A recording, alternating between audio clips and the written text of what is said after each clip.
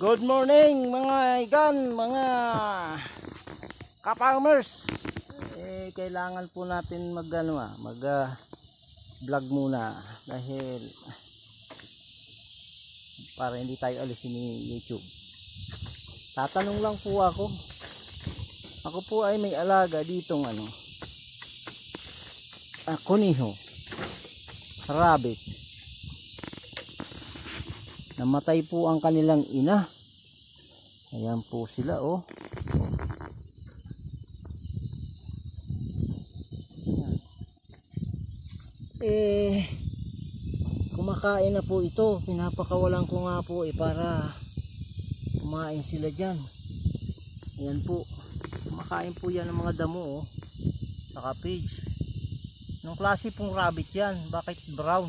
Akala ko puti eh. Pero nung lumabas brown. Ayan oh. Oh, kumakain sila oh. Oh. Diyan ka muna kayo. Nga pala, dito na po yung ating pong fruiting bag.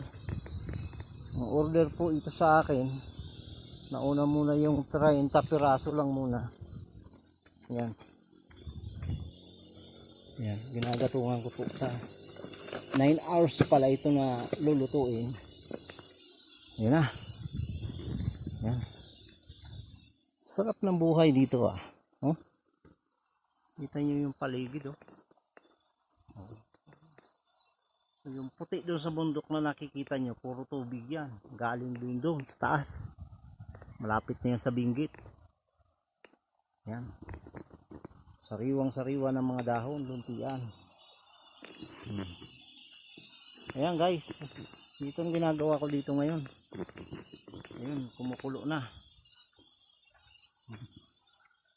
Ito yung nagiging oyster mushroom.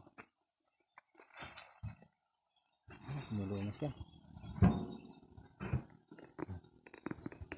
Kaya lang guys, medyo short video lang po yan. Ito palang kalapate. Kapag inalagaan mo, pakawalan mo, kahit napakalayong lipad, narating nila, bumabalik. Sana ganyan din yung mga asawa, kahit pumunta na ibang bansa, bumabalik sa pamilya. Pero ang iba, pagdating doon nadadagit, parang yung kalapati na iba, nadadagit, hindi na umuwi. So yun lang po. Good morning sa lahat.